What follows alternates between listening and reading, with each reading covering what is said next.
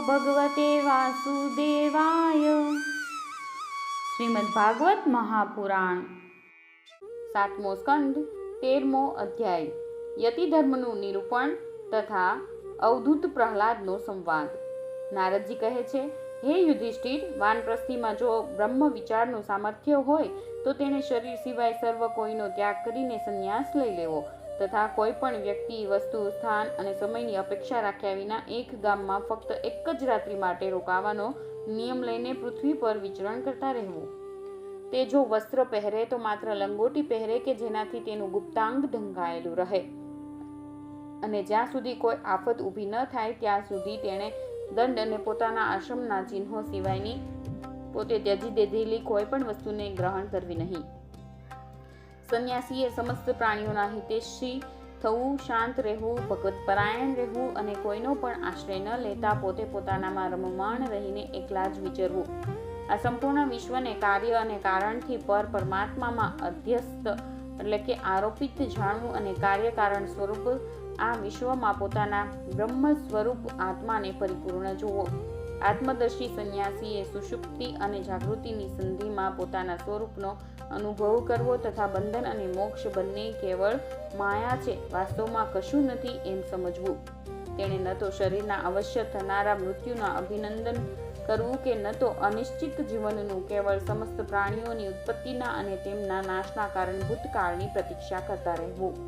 તેણે અસત્ય અનાત્મ વસ્તુનું પ્રતિપાદન કરતા શાસ્ત્રોમાં પ્રેમ ન કરવો, પોતાના જીવન નિર્વાહ માટે કોઈ પણ વ્યવસાય ન કરવો, માત્ર વાદ વિવાદ કરવા માટે જ કોઈ તર્ક ન કરવો અને સંસારમાં કોઈનો પક્ષ ન લેવો. શિષ્યોની મંડળી રચવી નહીં, ઘણા બધા ગ્રંથોનો અભ્યાસ કરવો નહીં, પ્રવચન કરવા નહીં અને મોટા કામ આદરવા નહીં. શાંત, સમદર્શી અને મહાત્મા સંન્યાસી માટે કોઈ આશ્રમનું બંધન એ ધર્મનો હેતુ નથી.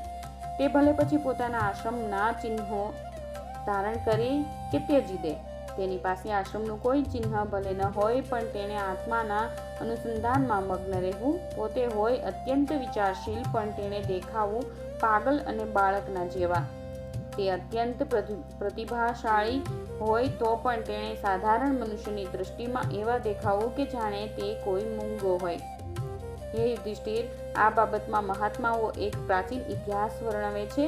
તે છે દત્તાત્રેય મુનિ અને ભક્તરાજ પ્રહલાદનો સંવાદ.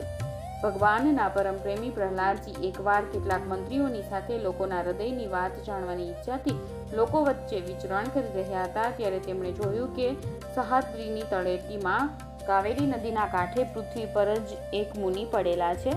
તેમના શરીરની નિર્મળ જ્યોતિ તેના અંગો ધૂળથી ખરડાયેલા હોવાને કારણે ઢંકાઈ ગયેલી હતી. તેમના કર્મ, આકાર, વાણી, વર્ણ, આશ્રમના વગેરેના ચિહ્નો પરથી લોકો એ સમજી શકતા ન હતા કે તેઓ કોઈ સિદ્ધ પુરુષ છે કે નહીં. ભગવાનના પરમ પ્રેમી ભક્ત પ્રહલાદજીએ પોતાના માથાથી તેમના ચરણોને સ્પર્શીને પ્રણામ કર્યા અને વિધિપૂર્વક તેમની પૂજા કર્યા પછી જાણવાની ઈચ્છાથી આ પ્રમાણે પૂછ્યું, હે ભગવાન, તમારું શરીર ઉદ્યોગી અને ભોગી પુરુષોના જેવું હૃષ્ટપૃષ્ટ છે. સંસારનો એવો નિયમ છે કે ઉદ્યોગ કરનારાઓને ધન મળે છે, ધનવાનોને જ ભોગ મળે છે અને ભોગીજનોનું જ શરીર હૃષ્ટપૃષ્ટ હોય છે. એ માટે બીજું કોઈ કારણ તો હોઈ શકતું નથી. હે ભગવાન, તમે કોઈ ઉદ્યોગ તો કરતા નથી, બસ આમ જ પડ્યા રહો છો. તેથી તમારી પાસે ધન નથી તો તમને ભોગ ક્યાંથી પ્રાપ્ત થવાના? બ્રાહ્મણ, દેવતા ભોગ વગર પણ તમારું આ શરીર આટલું હૃષ્ટપુષ્ટ કેમ છે? જો તે અમારે સાંભળવા યોગ્ય હોય તો અવશ્ય કહી બતાવો. તમે વિદ્વાન, સમર્થ અને ચતુર છો. આવી અવસ્થામાં સમસ્ત સંસારને કર્મ કરતો જોઈને પણ તમે સંભાવપૂર્વક પડી રહ્યા છો, એનું કારણ શું છે? નારદજી કહે છે, હે યુધિષ્ઠિર, પ્રહલાદજીએ મહામુનિ દત્તાત્રેયજીને જ્યારે આ પ્રમાણે પૂછ્યું ત્યારે તેમણે પોતાની અમૃતમયી વાણીથી હસતા હસતા કહ્યું. દત્તાત્રેયજીએ કહ્યું, હે દૈત્યરાજ, તમામ શ્રેષ્ઠ પુરુષો તમારું સન્માન કરે છે. મનુષ્યોને કર્મોની પ્રવૃત્તિનું અને તેમની નિવૃત્તિનું શું ફળ મળે છે એ તમે પોતાની જ્ઞાન દ્રષ્ટિથી જાણો જ છો. તમારી અનન્ય ભક્તિને કારણે દેવાધિદેવ ભગવાન નારાયણ હંમેશા તમારા હૃદયમાં વિરાજમાન રહે છે અને જેમ સૂર્ય અંધકારનો નાશ કરી દે છે તેવી જ રીતે તેઓ તમારા અજ્ઞાનનો નાશ કરતા રહે છે. તેમ છતાં હે પ્રહલાદજી, મેં જે કંઈ જાણ્યું છે તે અનુસાર હું તમારા પ્રશ્નોનો ઉત્તર આપું છું, કારણ કે આત્માની શુદ્ધિની અભિલાષા કરનારાઓએ તમારું સન્માન અવશ્ય કરવું જોઈએ. હે પ્રહલાદજી, તૃષ્ણા એક એવી વસ્તુ છે કે જે ઈચ્છા અનુસાર ભોગો ભોગવ્યા પછી પણ પૂરી થતી નથી, અને એ જ કારણે જન્મ મરણના ચક્રાવામાં ભટકવું પડે છે. તૃષ્ણાએ મારી પાસે કોણ જાણે કેટલા કર્મો કરાવ્યા છે, અને તેને કારણે કોણ જાણે મને કેટલી યોનિઓમાં નાખ્યો છે. કર્મોની કારણે અનેક યોનિઓમાં ભટકતા ભટકતા દેવ યોગે મને આ મનુષ્ય યોનિ મળી છે, કે જે સ્વર્ગ, મોક્ષ, તિર્યક યોનિ અને આ મનુષ્ય શરીરની પણ પ્રાપ્તિનું દ્વાર છે. અને એમાં પુણ્ય કરવામાં આવે તો સ્વર્ગની, પાપ કરવામાં આવે તો પશુ પક્ષી વગેરે યોનિની, નિવૃત્ત થઈ જવામાં આવે તો મોક્ષની, અને બંને પ્રકાર એટલે કે પુણ્ય પાપના કર્મ કરવામાં આવે તો ફરીથી મનુષ્ય યોનિની જ પ્રાપ્તિ થવા પામે છે. પરંતુ હું જોઉં છું કે સંસારના સ્ત્રી પુરુષો કર્મ તો કરે છે સુખની પ્રાપ્તિ અને દુઃખના નિવારણ માટે, પરંતુ તેનું ફળ તો ઉલટું જ મળે છે. તેઓ હોય તે કરતાંય વધુ દુઃખમાં પડે છે. તેથી જ હું કર્મોમાંથી ઉપરત થઈ ગયો છું.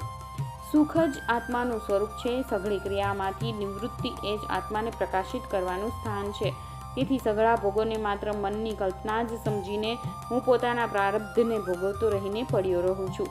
મનુષ્ય પોતાના સાચા સ્વાર્થને એટલે કે વાસ્તવિક સુખને, કે જે આત્માનું સ્વરૂપ જ છે, તેને ભૂલી જઈને આ મિથ્યા દ્વૈતને સત્ય માનતો રહીને અત્યંત ભયંકર અને વિચિત્ર જન્મો અને મૃત્યુઓમાં ભટકતો રહે છે. જેમ અજ્ઞાની મનુષ્ય પાણીમાં પેદા થતા ફીણ અને લીલ શેવાળથી ઢંકાયેલા પાણીને પાણી સમજતો નથી અને પાણી મેળવવા મૃગજળ તરફ દોડે છે, તેવી જ રીતે પોતાના આત્માથી ભિન્ન એટલે કે અનાત્મ વસ્તુમાં સુખ માનતો મનુષ્ય આનંદનો સાગર એવા આત્માને છોડીને સુખની પ્રાપ્તિ માટે વિષયો તરફ દોડે છે. હે પ્રહલાદજી, શરીર વગેરે તો પ્રારબ્ધને આધીન છે. તેના વડે જે માણસ પોતાને માટે સુખ મેળવવા અને દુઃખ દૂર કરવા ઈચ્છે છે, તે ક્યારેય પોતાના કામમાં સફળ થતો નથી. તેના વારંવાર કરેલા સઘળા કર્મ વ્યર્થ થઈ જાય છે. માણસ હંમેશા શારીરિક, માનસિક વગેરે દુઃખોથી આક્રાંત પરાભૂત જ રહે છે. તે મરણશીલ તો છે જ. જો તેણે ભારે શ્રમ અને કષ્ટ કરીને થોડું ધન અને કેટલાક ભોગ મેળવી પણ લીધા તો તેથી તેને શો લાભ?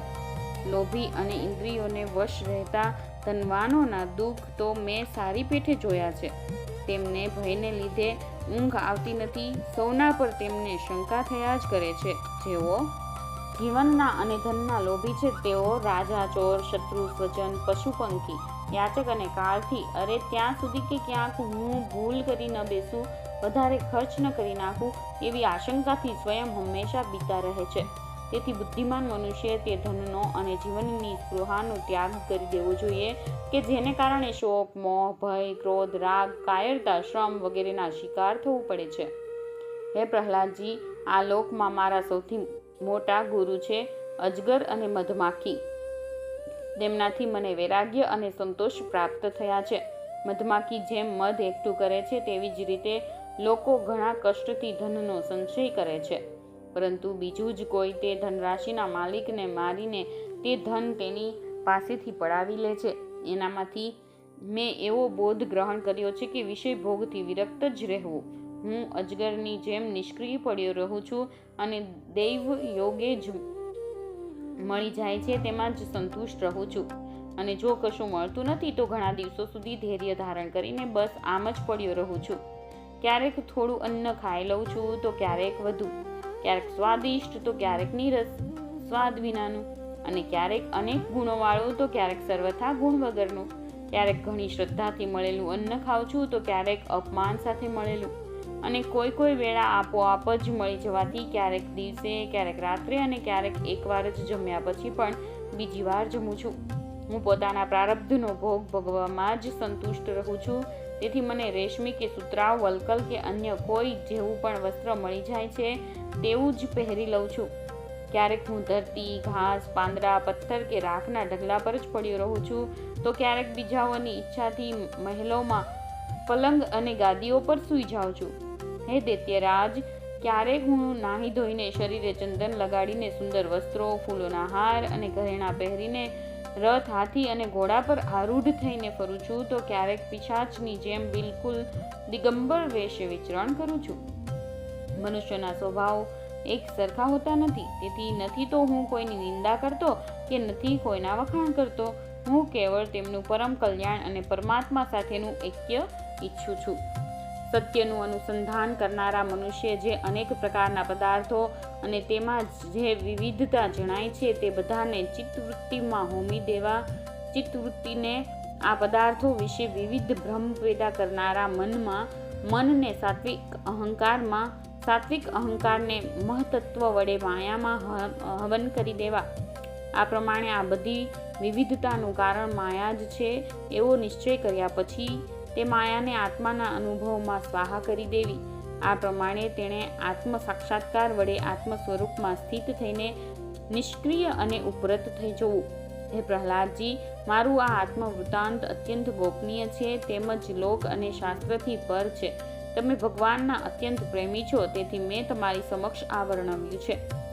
નારદજી કહે છે, હે મહારાજ, પ્રહલાદજીએ દત્તાત્રેય મુનિ પાસેથી પરમહંસોના આ ધર્મનું શ્રવણ કર્યા પછી તેમની પૂજા કરી અને પછી તેમની પાસેથી વિદાય લઈને અતિ પ્રસન્નતાપૂર્વક પોતાની રાજધાનીમાં જવા માટે પ્રસ્થાન કર્યું.